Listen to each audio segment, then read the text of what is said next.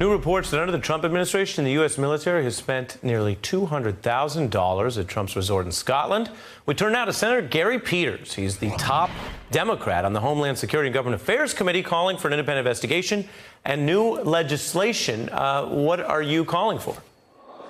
Well, the legislation that we've introduced with 35 of my colleagues says that basically you cannot use federal per diem at a hotel that is owned by a high government official, and that's defined as either the president, the vice president, or a cabinet official. I think it's pretty clear that when that occurs, certainly the appearance of a conflict of interest is there, or there may just be an outright conflict of interest as well. It needs to be a prohibited behavior. And certainly it's been highlighted now from what we have seen. You mentioned at the opening here with what we're seeing in Scotland, where the Air Force has been directing Air Force personnel who are staying at the Trump resort in Scotland. It certainly raises a lot of troubling issues. When you look at this, a lot of people would wonder, how is it even legal in the first place? Yes, absolutely. It should be. You should not be mixing that government business with a personal gain of a government officials. Certainly back in Michigan, I can tell you the folks in Michigan want to make sure that taxpayer money is being used the way it should be used. And for good government purposes, it should not be used to line the pockets of a president or any other high government official. It's simply something we should not allow. And, this is through my work as the ranking member on Homeland Security and Government Affairs. We are the top oversight committee in the United States Senate. Our job is to oversee government action to make sure taxpayer money is being used properly and most efficiently. And clearly, this is not proper. We need to end this practice. What do Republicans say about opposing the bill or denying it a vote if, as you say, you're arguing it's a basic good government, clean corruption, fight the swamp security measure? It is, and it's always surprising to me that my Republican colleagues aren't willing to step up and do what is right. To me, this is very clear.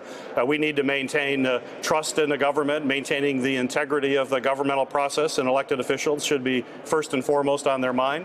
But unfortunately, they're unwilling to cross the president, even though he crosses just many ethical lines on a repeated basis. And that's your new piece of legislation there. We try to cover policy and substance on this show, in addition to a lot of the other things that are going on. So wanted to get your views on what you're doing. While I have you, I also want to ask you about another big substantive issue, which is the gun violence epidemic in this nation. A new ad from Sandy Hook Promise that is quite striking. Like other items in the news, I would warn everyone, this is about the serious topic of the shootings in our schools. Take a look. This year, my mom got me the perfect bag for back to school.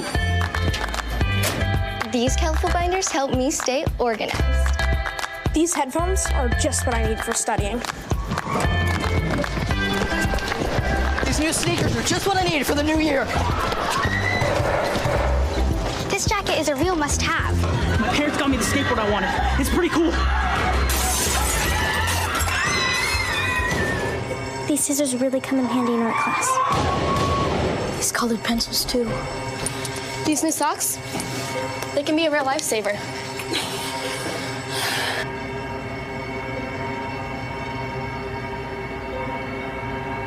And I finally got my own phone to stay in touch with my mom.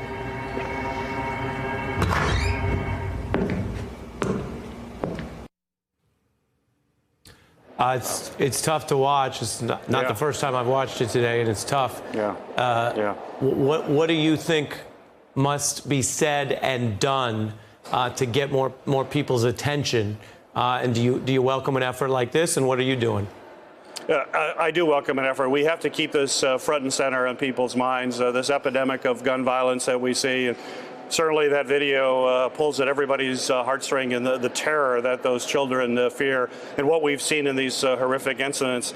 But I think it's also to remember, as horrible as these mass shootings are, that we lose close to 36,000 people to gun violence each and every year in this country. Today, 100 people are going to die as a result of gun violence. Tomorrow, another 100, and again, another 100. We've got to be doing common sense things. I'm a gun owner. I believe in Second Amendment rights, but we've got to have common sense gun safety. And that's why, to me, it's just unbelievable that we can't get on the floor of the United States Senate a bill that is supported by over 90% of the American people, which says that we should, at a minimum, have comprehensive background checks to make sure we keep guns out of the hands of those who we know should not have it. I know that'll save lives. It's not going to end the gun epidemic, but it's a meaningful first step that we have to do. It will save lives, and it is absolutely unconscionable that we have Mitch McConnell refusing to put a bill like that on the floor of the Senate and letting senators vote on that bill and vote their conscience and go back to their states and tell the folks why they voted the way they did. But we need to have that vote, and we need to have it soon.